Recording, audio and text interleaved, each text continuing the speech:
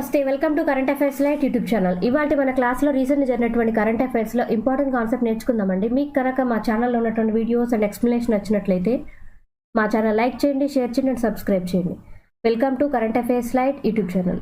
ఇవాళ మన కాన్సెప్ట్ వచ్చేసి స్పెయిన్ దేశస్తులు ఉక్రెయిన్ దేశానికి, స్పెయిన్ యొక్క ప్రధానమంత్రి ఎవరైతే ఉన్నారో ఆయన ఉక్రెయిన్ దేశానికి నియర్లీ €1 బిలియన్ అమౌంట్ అనేది మిలిటరీకి సంబంధించినటువంటి ఆర్థిక సహాయంగా ఇస్తున్నట్లుగా తెలియజేశారనమాట.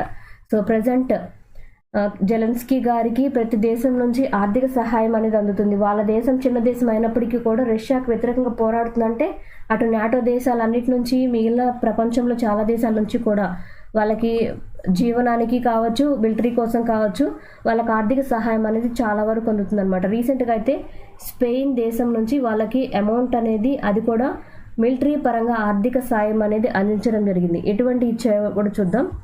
అండ్ ఇక్కడ స్పెయిన్ నుంచి వాళ్ళకి మిలిటరీ పరంగా అవసరమైనటువంటి సపోర్ట్ అనేది యుక్రెయిన్ దేశానికి ఇస్తున్నారు. ఎంత అంటే €1 బిలియన్, అంటే డాలర్స్ పరంగా చూసుకుంటే $1.08 బిలియన్ అమౌంట్ అనేది ఇవ్వడానికి అంగీకరించారనమాట. సో ప్రజెంట్ మన యుక్రెయినియన్ ప్రెసిడెంట్కి ఎవరు వర్క్ చేస్తున్నారంటే వ్లాదిమిర్ జెలెన్స్కీ. అండ్ స్పెయిన్ యొక్క ప్రైమ్ మినిస్టర్ ఎవరు అంటే పెడ్రో శాంచెజ్. అండ్ స్పెయిన్ వాళ్ళైతే ఇప్పుడు ఉక్రెయిన్కి ఏమేమి ఇవ్వబోతున్నారంటే యుఎస్ వారి ద్వారా తయారు చేయబడినటువంటి యాంటీ ఎయిర్ క్రాఫ్ట్ మిసైల్స్ ఏవైతే ఉంటాయో వాటిని ఇస్తున్నారు. అంటే ఈ యొక్క €1 బిలియన్ అమౌంట్ అంతా అవసరమైనటువంటి మిసైల్స్, డ్రోన్స్, ఇటువంటి ఏవైతే కావాలో యుద్ధ పరికరాలు అవన్నీ కూడా ఇస్తారనమాట. And 19 second hand type and German మేడ్లో ఉన్నటువంటి లెపర్డ్ 248 ట్యాంక్స్ అనమాట, యుద్ధ ట్యాంకులు అనమాట. అండ్ దాంతోపాటు స్పానిష్ మేడ్ వెపన్స్ కూడా వాళ్ళకి యుద్ధం కోసం మిలిటరీ సహాయంగా స్పెయిన్ వాళ్ళు ఉక్రెయిన్కి అందిస్తూ ఉన్నారు. International organisations and their headquarters. Recent టైంలో ఇంటర్నేషనల్ హెడ్ క్వార్టర్స్ మీద కూడా మ్యాచ్ ద ఫాలోయింగ్స్ అనేవి మన ఎగ్జామ్ టైంలో ఎక్కువగా చూస్తూ ఉన్నాం. అంటే వాటి హెడ్ క్వార్టర్స్ ఎక్కడ ఉన్నాయి అనేది మ్యాచ్ ద ఫాలోయింగ్గా ఇస్తున్నారు, లేదా 4-5 రకాలుగా కన్ఫ్యూజన్ చేసి ఆ ప్లేసెస్కి ఇంపార్టెన్స్ అనేది చాలా ఉంది. Asian development bank. సో మ్యాండలింగ్ ప్రాంతంలో ఉంది, ఫిలిప్పైన్స్లో ఉన్నటువంటి మ్యాండలింగ్లో ఏషియన్ డెవలప్మెంట్ బ్యాంక్ అనేది ఉంది. అన్ని దేశాలకి ఏషియా ప్రాంతంలో ఉన్నటువంటి కావాల్సినటువంటి ఆర్థిక సహాయం అనేది ఏషియన్ డెవలప్మెంట్ బ్యాంక్ ద్వారా ఇవ్వబడుతుంది. ఆమ్నెస్టీ ఇంటర్నేషనల్ ఏదైతే ఉందో అది మానవ హక్కుల కోసం పోరాడేటువంటి ఒక ఆర్గనైజేషన్ అనమాట. అది లండన్ హెడ్ క్వార్టర్స్గా వర్క్ చేస్తుంది, యూకే అనమాట. ఏషియా పసిఫిక్ ఎకనామిక్ కోఆపరేషన్, ఏపీఈసి అంటాం. దీని యొక్క హెడ్ క్వార్టర్స్ వచ్చేసి సింగపూర్. అండ్ ఏషియన్, సో ఇది వచ్చేసి association of south east Asian nations అంటాం. ఇది ఎక్కడ ఉందంటే జకర్తా, ఇండోనేషియా జకర్తా ప్రాంతంలో దీని యొక్క హెడ్ క్వార్టర్స్ అనేది ఉంది. బిమ్స్టెక్. సో బిమ్స్టెక్ వచ్చేసి బంగాళాఖాతం చుట్టూ ఉన్నటువంటి దేశాలన్నీ కూడా ఉన్నటువంటి గ్రూప్ అనమాట. దాని యొక్క హెడ్ క్వార్టర్స్ వచ్చేసి Dhaka, Bangladesh. Food and agriculture organisation. So food and agriculture organisation వచ్చేసి రోమ్, ఇటలీలో ఉంది. ఇంటర్నేషనల్ లేబర్ ఆర్గనైజేషన్, ILO అంటాం. సో ILO యొక్క హెడ్ క్వార్టర్స్ ఎక్కడ ఉందంటే Geneva, Switzerland. International court of justice, the Hague, నెదర్లాండ్స్లో ఉంది. International monetary fund. So international monetary fund వచ్చేసి వాషింగ్టన్ డీసీలో ఉంది. International maritime organisation, London, UK. International telecommunication union, Geneva, Switzerland. International atomic energy agency, ఇది వచ్చేసి Vienna, ఆస్ట్రియాలో ఉందన్నమాట. International union for conservation of nature, ఇది UNCN అంటాం.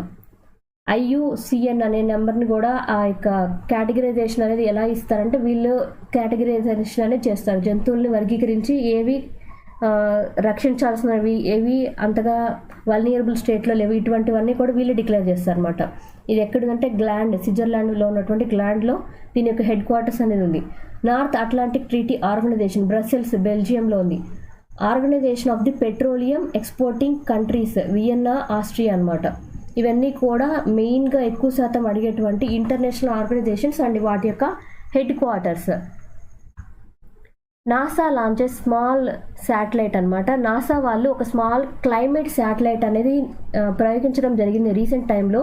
అది ఎందుకోసం అంటే భూమి యొక్క ఎర్త్ పోల్స్ ఎక్కడ ఉన్నటువంటి వాతావరణ పరిస్థితుల్ని అధ్యయనం చేయడం కోసం తీసుకొని వచ్చారు. జనరల్గా భూమి మీద ఒక్కొక్క దేశంలో వాళ్ళ దేశానికి సంబంధించినటువంటి శాటిలైట్స్ అనేవి తీసుకొని వాళ్ళ దేశం మీద ఉన్నటువంటి క్లైమేట్ని ఎప్పటికప్పుడు అబ్జర్వేషన్ అనేది చేస్తుంటారు. బట్ నాసా వాళ్ళు ప్రయోగించినటువంటి ఈ స్మాల్ క్లైమేట్ శాటిలైట్స్ ఏవైతే ఉన్నాయో దాని పేరు వచ్చేసి ప్రీఫైర్ అనేది తీసుకుని వచ్చారు.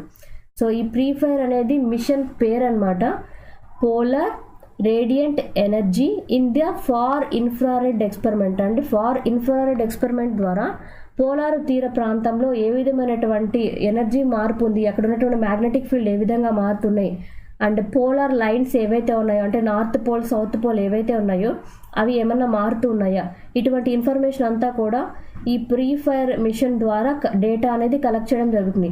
ఎస్పెషల్లీ ఇక్కడ ఎటువంటిదంటే ఆర్కిటిక్ ప్రాంతంలో అంటార్కిటిక్ ప్రాంతంలో ఎంత ఉష్ణం అనేది ఉంది అంటే అక్కడ కనుక వేడి ఎక్కువగా ఉంటే గ్లోబల్ వార్మింగ్ ఎక్కువగా అయిపోతుంది. అండ్ దాంతోపాటు అక్కడ ఉన్నటువంటి మంచు ఏదైతే ఉందో అది కరిగిపోతే భూమికి ప్రాబ్లం అనమాట. అందువల్లే ఆర్కిటిక్ ప్రాంతంలో అంటార్కిటికా ప్రాంతంలో ఉన్నటువంటి వేడి వాతావరణ పరిస్థితులు ఏ విధంగా ఉన్నాయో, క్లైమేట్ ఏ విధంగా ఉంది అనేది చెక్ చేయడం కోసమే నాసా వాళ్ళు ఇటువంటి శాటిలైట్ అనేది పంపించడం జరిగింది. అండ్ ఇక్కడ ప్రీఫైర్ మిషన్ ఏదైతే ఉందో ఆ మిషన్ ద్వారా కలెక్ట్ చేసినటువంటి డేటా ద్వారా ఎటువంటి విషయాలు వాళ్ళు తెలుసుకోబోతున్నారంటే ఎర్త్ యొక్క ఐస్ అంటే భూమి మీద ఉన్నటువంటి మంచు ఏ విధంగా ఉంది, సముద్రాల్లో వాటర్ ఎంత ఉంది, అక్కడ ఏమన్నా మంచు కనుక గడ్డ కట్టిన స్థితిలో ఇంకా కరుగుతుందా, లేదా ఏదైనా మంచు పలకలు అనేవి విరిగిపోతూ ఉన్నాయా, అండ్ గ్లోబల్ వార్మింగ్ ఎఫెక్ట్ ఏ విధంగా ఉంది, ఇటువంటి అన్ని విషయాల గురించి కూడా ఎప్పటికప్పుడు ఈ శాటిలైట్స్ ద్వారా వాళ్ళు చెక్ చేస్తూ ఉంటారనమాట. నాసా వచ్చేసి 1958లో స్టార్ట్ చేయడం జరిగింది. హెడ్ క్వార్టర్స్ వచ్చేసి వాషింగ్టన్ DC అనమాట. అండ్ ఇది ఏ విధంగా అంటే మన ఎర్త్ యొక్క north pole and south pole అంటే ఆర్కిటిక్ ప్రాంతం, ఇక్కడ ఉన్నటువంటి ఆర్కిటిక్ ప్రాంతం అండ్ సౌత్ పోల్ ఉన్నటువంటి అంటార్కిటిక్ ప్రాంతంలో మనకి మంచు ఎప్పుడు సముద్రాల్లో మంచు గడ్డ కట్టినటువంటి స్థితిలో ఉంటుంది. సో ఆ ప్లేసెస్లో ఉన్నటువంటి పోల్ అసలు ఉండాల్సినటువంటి నార్త్ పోల్ సౌత్ పోల్ ఏదైతే ఉందో బట్ ఆ పోల్స్ అనేవి కొంతవరకు డిక్లైన్ అయి ఉంటాయి, కొంతవరకు పక్కకు జరిగి ఉంటాయి. అంటే మ్యాగ్నెటిక్ పోల్స్ అనేవి నార్త్ పోల్ సౌత్ పోల్ అనేవి కొంతవరకు పక్కకి జరిగి ఉంటాయి అన్నమాట. బట్ జియోగ్రఫికల్గా ఉండాల్సినటువంటి లైన్లో ఉండకుండా ఈ మ్యాగ్నెటిక్ మెరిడియన్ లైన్స్ అని ఏవైతే ఉన్నాయో ఆ యొక్క ఇంక్లినేషన్ అనేది గ్లోబల్ వార్మింగ్ ఎఫెక్ట్ వల్ల అండ్ అక్కడ వాటి వల్ల కూడా మనకి భూమి అనేది కొంచెం పక్కకి వంగి రొటేట్ అవ్వడం జరుగుతుంది.